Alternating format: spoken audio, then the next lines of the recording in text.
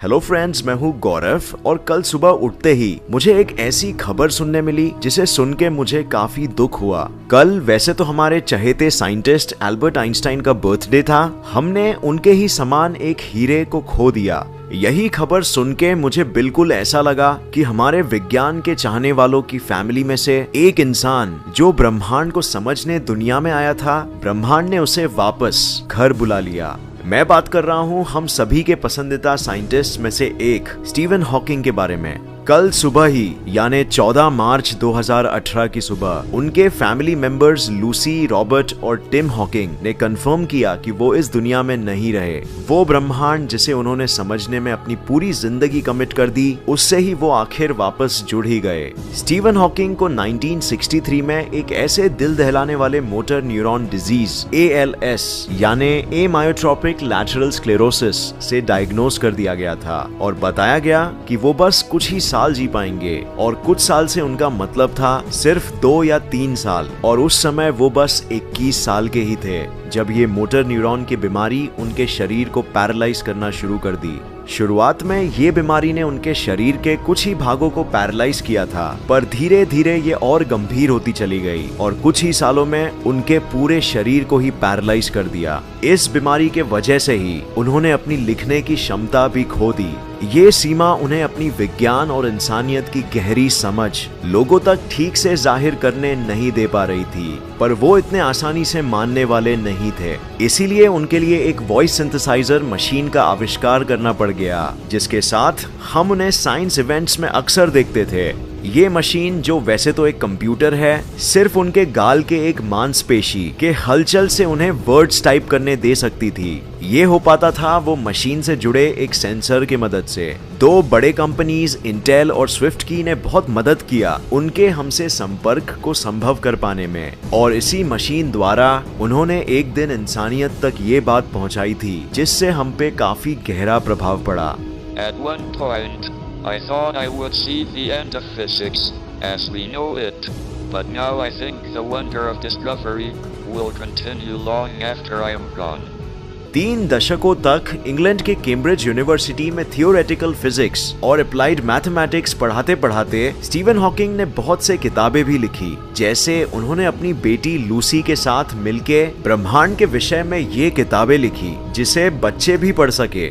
और इस किताब के बारे में तो आप जानते ही होंगे, a brief history of time. ये पूरे दुनिया में सबसे बेस्ट सेलिंग साइंस की किताब है, जो साइंस के बहुत ही कॉम्प्लिकेटेड चीजें बड़े आसानी से समझाती है। हम सभी साइंस फैंस जो उन्हें फॉलो करते थे, ये जानते थे कि वो ब्लैक होल्स को समझने में सबसे बड़ी दिलचस्पी रखते थे, क्योंकि उनका मानना था कि हम ब्रह्मांड के इन विशाल घटनाओं को अगर ठीक से समझ पाए तो हम भगवान यानी ब्रह्मांड के दिमाग को भी समझ पाएंगे। उन्होंने हॉकिंग रेडिएशन प्रक्रिया को भी डिस्कवर किया, जो मैथमेटिकली ये प्रूव कर सकती थी कि ब्लैक होल्स भी आम सितारे और ग्रहों की तरह एक दिन स्पेस में ऊर्जा के रूप में रेडिएट हो जाएंगे, पर इन्हें बहुत बहुत ज्यादा समय लगेगा। इनफैक्ट ये ब्रह्मांड की सबसे लास्ट घटना होगी और इसके बाद ब्रह्मांड जैसे पूरी तरह खत्म हो जाएगा। इसके अलावा कौन भूल सकता है उनका कंट्रीब्यूशन बिग बैंग थियरी को वापस जिंदा करने में। 1960 की बात है, कुछ अधूरे कारणों के वजह से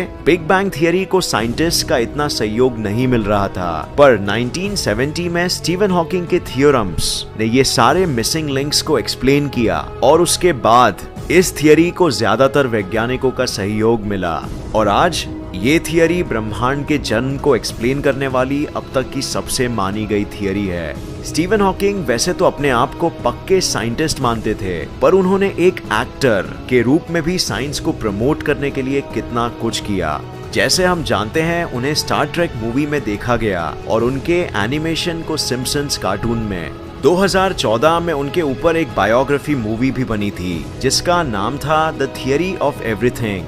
इस मूवी में उनके बचपन के बारे में और उनकी वाइफ जेन वाइल्ड के साथ उनके रिश्ते के बारे में बताया गया है। इसमें भी उन्होंने साइंस को एक बड़े पर्दे पर प्रमोट करने की कोशिश की। उनका कहना था कि ये उनका तरीका है साइंस के प्रति अपना प्यार जाहिर करने का।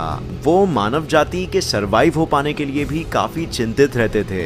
उन्होंने अपने एक साइंस कॉन्फ्रेंस में ये कहा था कि मैं मानव जाति पे पड़ रहे बहुत गंभीर खतरों को देख सकता हूँ। पहले भी पृथ्वी पर ऐसी बहुत सी घटनाएं घटी है जिन्होंने हम इंसानों के इस ग्रह पे बने रह पाने पे ही प्रश्न खड़ा कर दिया था, लेकिन मैं एक आशावादी हूँ। अगर हम अगले 2 शतक तक कोई भी आपदा से बचे रह सके तो हमारी जाति सुरक्षित हो जाएगी, क्योंकि तब तक हम अंतरिक्ष तक पहुंच गए होंगे और मानव जाति वहां बस्तियां बनाने में कामयाब हो गई होगी।